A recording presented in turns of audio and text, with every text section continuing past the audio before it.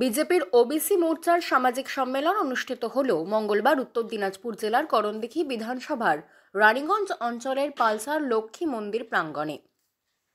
এ প্রসঙ্গে রায়গঞ্জ লোকসভার সাংসদ দেবশ্রী চৌধুরী বলেন, এসসি এসটি ওবিসি মানুষেরা যেন কেন্দ্রীয় সরকারের কোনো প্রকল্প থেকেই বাদ না যান তা দেখা আমাদের কর্তব্য।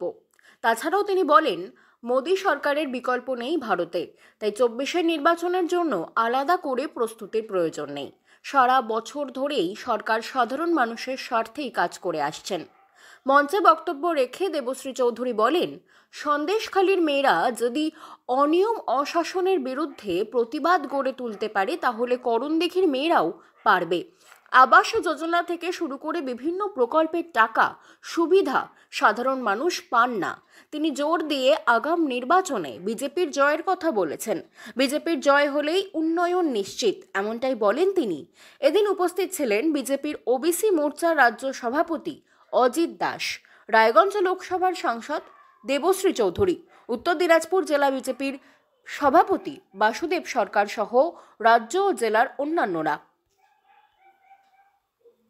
ভাষায় কথা বলে আপনাদেরকে আশ্বস্ত করে বলছি, আপনারা ওই ভাষাতেই উত্তর দেয়া শুরু করুন। সন্দেশখালীর মেয়েরা যদি পারে, করণদিঘির মেয়েরাও এটা শুরু করুন। না হলে কোনো উন্নয়ন যত মোদিজির দিক আপনাদের কাছে পৌঁছবে না। আবাস যোজনার ঘরের টাকা 1,40,000 টাকা গ্রামীণ ক্ষেত্রে, শহরী ক্ষেত্রে 2,40,000 টাকা। কতগুলো টাকা বলুন আপনাদের কাছে পৌঁছয় না। শৌচালয় করার জন্য যে টাকা পাঠানো হয় তার মধ্যে 2,000 টাকা কেটে নিয়ে আপনাদেরকে দেওয়া হয়। কোনো প্রকল্প আপনারা পান না। তো সেই জন্য আমাদের এখানে আসা, সমাজের যারা পিছিয়ে পড়া অনগ্রসর শ্রেণী তাদেরকে যাতে আমরা আমাদের কথা বলে বুঝিয়ে আমাদের প্রকল্পের মধ্যে আনতে পারি, তার জন্য আমাদের এখানে পৌঁছুন। আগামী 1 মাসের মধ্যে নির্বাচন অনুষ্ঠিত হতে যাচ্ছে। আর সেই নির্বাচন কি হতে যাচ্ছে গোটা ভারতবর্ষ না, গোটা পৃথিবীর মানুষ জানে কি হতে যাচ্ছে। সরকার কে বানাবে? কে বানাবে? কে প্রধানমন্ত্রী হবে? কে হবে প্রধানমন্ত্রী? জোরে বলতে হবে, সবাইকে বলতে হবে। পিছনে দাদারা ডাক বেল করলে হবে না, বলতে হবে কে প্রধানমন্ত্রী হবে। মোদী ছাড়া দ্বিতীয় কেউ হবে? দ্বিতীয় কেউ হবে না। দিদি হবে নাকি? চান্স আছে নাকি? সুযোগ আছে দিদির? কারোর সুযোগ নেই। দিদি দাদা যতই নাচন কদন করো, কেউ সরকার বানাবে না, বিজেপি বানাবে। আর সেটা 400 সংখ্যা নিয়ে বানাবে। মোদিজি আবার প্রধানমন্ত্রী হবে। তাহলে মোদিজি যদি প্রধানমন্ত্রী হন, তাহলে এখানে আপনার সাংসদ কাকে লাগবে? কাকে সাংসদ লাগবে? জোরে বলতে হবে, আসতে বললে হবে না। কাকে লাগবে? বিজেপির সাংসদ লাগবে, তবেই উন্নয়ন আসবে। না হলে মোদিজি পাঠাবে আর দাদাদের পকেট দিয়ে কোথায় কোথায় চলে যাবে খুঁজে পাবেন না।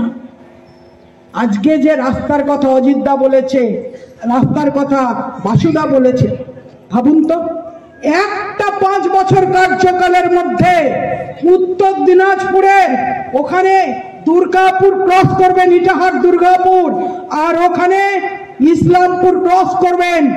এই গোটা রাস্তার মধ্যে কোথাও কোনো খানাখন্দ দেখতে পান? কেমন রাস্তায় যান? একবার লালু প্রসাদ বলেছিল হেমা মালিনীর গালের মতন রাস্তা, চকচকে রাস্তা, বলেছিল কিনা? করণদিঘি বিধানসভার পালপুর এলাকায় একটা ওবিসি মোর্চার সামাজিক সম্মেলন, সেই সামাজিক সম্মেলনে উপস্থিত ছিলাম। সেটাই কার্যক্রম ছিল মূলত বিভিন্ন যে গোষ্ঠী, এসসি এসটি, মাইনরিটি, মহিলা, ওবিসি সবার জন্য আমরা সম্পর্ক করছি, লাগাতার সম্পর্ক চলছে বিভিন্ন মোর্চার মাধ্যমে, যাতে সেই সম্প্রদায়, সেই গোষ্ঠী প্রধানমন্ত্রীর প্রকল্পগুলোর সুযোগ সুবিধা পায়। কথা কম বলেন না। ভালো প্রস্তুতি তো আছেই, সারা বছর ধরে প্রস্তুতি চলতে থাকে। আর মোদিজির যে কর্মকাণ্ড, সেই কর্মকাণ্ড আমাদের নিয়মিত মানুষের মধ্যে পৌঁছানো হয়ে থাকে। মানুষ তৈরি আছে, মোদিজি ছাড়া ভারতবর্ষে কোনো বিকল্প নেই, ভারতীয় জনতা পার্টি ছাড়া।